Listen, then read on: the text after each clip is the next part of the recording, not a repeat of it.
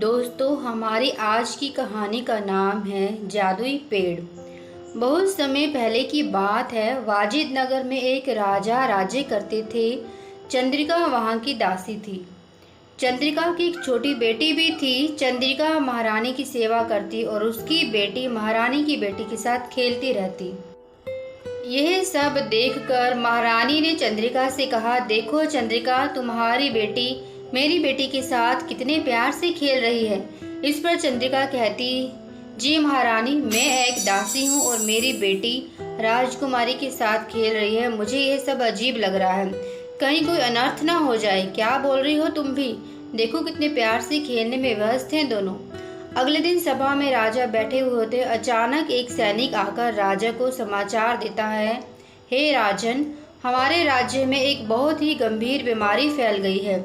यह एक बहुत ही अजीब प्रकार का बुखार है।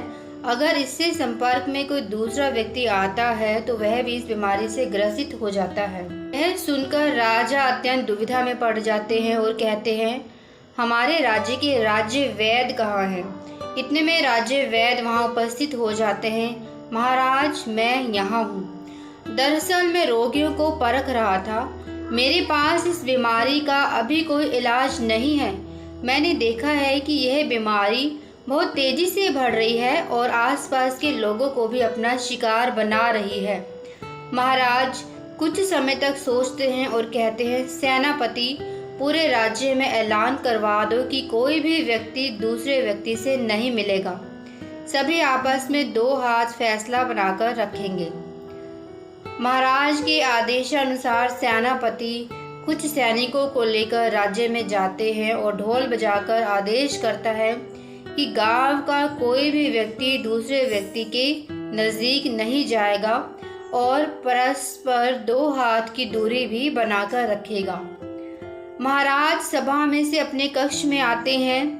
वह देखते हैं कि चंद्रिका की बेटी राजकुमारी के साथ खेल रही है। वह कहते हैं कि चंदा, तुम्हें पता नहीं है राज्य में गंभीर बीमारी चल रही है। जब तक बीमारी है तब तक तुम राजकुमारी के साथ नहीं खेलोगी और अपने घर पर ही रहोगी। यह सुनकर राजकुमारी कहती है, लेकिन महाराज, मैं अकेली कैसे खेलूंगी? इतने में चंदा खड़ी होकर अपने घर जाने वाली होती है कि तभी राजकुमारी बेहोश हो जाती है। राज्यवेद आते हैं और बताते हैं कि राजकुमारी को भी वही गंभीर बीमारी हो गई है। इसका तो मेरे पास अभी इलाज भी नहीं है। यह सब देखकर महाराज दुविधा में पड़ जाते हैं। वह कुछ सोच ही रहे होते, तभी एक सैनिक आता है और कहता है, महाराज, बाहर एक बाबा आए हैं और आपको शीघ्र ही बुलाया है। बाबा, और इस वक्त? चलो मैं आता हूँ। बाबा, आप यहाँ कैसे? क्या काम है आपको? सुना है राजकुमारी इस गंभीर बीमारी का शिकार हो चुकी है। मेरे पास इस बीमारी का इलाज है। इलाज? कैसा इलाज? बताइए ना बाबा। आपके राज्य के घने जंगल में एक बड़ा सा पेड़ है। ये कोई साधारण पेड़ नहीं है, बल्कि एक जादुई पेड़ है। इस पेड़ से एक फल लेकर अपनी राजकुमारी को खिलाइए, वह तुरंत ठीक हो जाएगी। ठीक है बाबा। धन्यवाद आपका इस बीमारी का उपाय बताने के लिए। सुझाव देकर बाबा चले जाते हैं। सेनापति सैनिकों को लेकर जंगल में उस बड़े से पेड़ को ढूंढो और उसके फल को लेकर आओ। जी महाराज। सेनापति कुछ सैनिकों के साथ जंगल में जाते हैं और उन्हें वह पेड़ नजर आता है। आओ आओ, मेरे ही फल लेने आए हो? ये क्या, तुम बोलते भी हो जादुई पेड़? हाँ हाँ, मैं बोलता भी हूँ और मुझे यह भी पता है कि तुम यहाँ क्यों आए हो। चलो अच्छा है, तो फिर तुम ही अपने फल तोड़ दो, लेकिन इससे पहले तुम्हें मेरी 3 पहेलियों का जवाब देना होगा। 3 पहेलियों का सही जवाब देने के बाद ही तुम्हें एक फल मिलेगा। 3 जवाब देने पर एक फल? चलो कोई नहीं, मैं राजकुमारी को एक ही फल से ठीक कर दूंगा।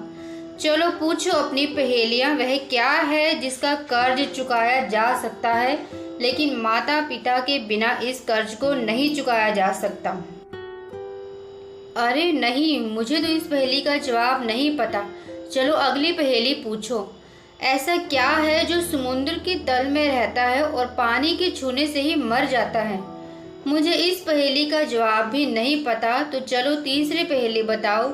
जादुई पेड़ तीसरी पहेली पूछता है, ऐसा कौन है जिसके हाथ और पैर नहीं है लेकिन फिर भी देश विदेश घूमता है, इसके बिना लोग भूखे मर जाते हैं। सेनापति कुछ समय तक सोचता है और बिना कुछ कहे राजमहल वापस लौट आता है। वह सारी घटना महाराज को बताता है। महाराज कुछ सोचते हुए पूरी सभा में ऐलान करते हैं कि जो भी इन 3 पहेलियों का जवाब बताएगा उसे भेंट में उपहार दिए जाएंगे। लेकिन सभा में बैठे हुए किसी भी दरबारी को इन पहेलियों का जवाब नहीं आता है।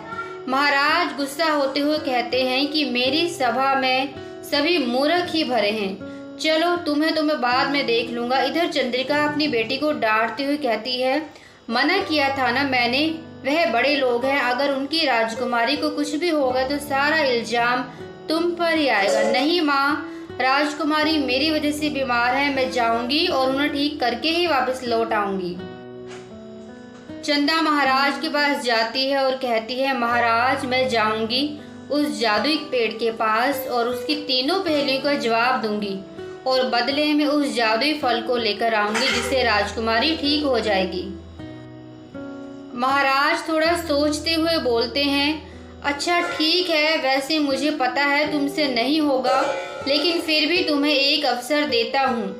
चंदा जंगल में जाती है, उसे वह जादुई पेड़ दिखाई देता है। वह उससे कहती है, हे जादुई पेड़, आप अपनी तीनों पहेलियाँ पूछिए। जादुई पेड़ एक एक करके तीनों पहेलियों को पूछता है। चंदा थोड़ी देर रुक रुक कर उन सभी पहेलियों का जवाब दे देती है। वह पहली पहेली का जवाब वैद्य जी या गुरु जी, दूसरी का नमक और तीसरी पहेली का जवाब पैसा देती है। यह सुनकर जादुई पेड़ बहुत खुश होता है और अपने जादुई फल को तोड़कर चंदा की झोली में डाल देता है। चंदा अभी भी वहीं खड़ी हुई देख रही होती है। जादुई पेड़ कहता है, बेटी तुम अभी गई नहीं? चंदा कहती है कि हमारे राज्य में राजकुमारी के अलावा भी बहुत सारे लोग इस बीमारी से पीड़ित हैं, मैं उनके लिए भी फल ले जाना चाहती हूँ, चाहो तो और भी पहेलियाँ पूछ सकते हो। चंदा का ऐसा स्वभाव देखकर जादुई पेड़ बहुत खुश हुआ और उसने पल भर में अपने जादुई फल जमीन पर बिखेर दिए। चंदा ने उन सभी फलों को समेटा और राज्य वापस लौट गई। राज्य पहुंचने के बाद राज्य वैद्य ने उस फल के रस को राजकुमारी के मुंह में डाला और देखते ही देखते राजकुमारी उठ खड़ी हो गई।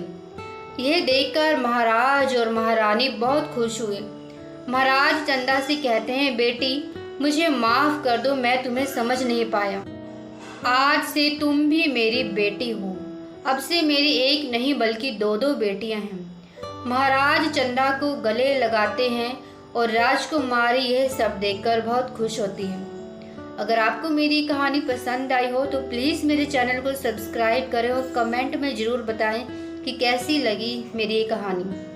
ऐसी ही और कहानियों के लिए चैनल को ज़रूर सब्सक्राइब करें और शेयर करना मत भूलें। Thank you so much for watching.